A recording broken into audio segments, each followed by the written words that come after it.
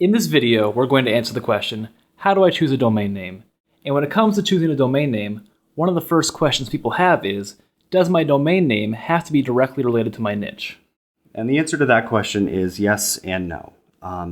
For instance, if you're making a website about how to play lacrosse, you don't want to register something like susiesclocks.com or clarkspotatoes.com because it doesn't make sense at all. But at the same time, your domain name definitely doesn't have to be directly related to your topic. For instance, Mashable.com is a technology-related website that writes articles about all the latest stuff, but the word Mashable has nothing to do with the content that they put out. But they're as successful as anyone else. And then another question people have is, does the name of what I'm writing about need to be directly in the domain name? Well, that's sort of related to the first question, and once again, the answer is definitely no. The good example of that is my website, payitforward.com, is a successful iPhone help website, but there's nothing related to iPhones in the domain name. A lot of people put a lot of emphasis on picking the perfect domain name ahead of time, and they put a lot of pressure on themselves and get stuck there.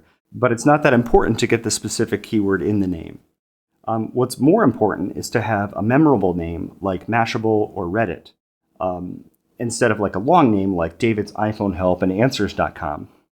Because you want to have a domain name that's going to be memorable for people and something that they're going to want to type into their iPhones and other devices that people actually have a hard time typing on. So when you're choosing a domain name for yourself, pick something that is easy to remember for people and hopefully fairly short. And don't worry about getting the actual keyword of the topic in the domain name. That used to matter in the past, but nowadays things have changed and it doesn't matter anymore.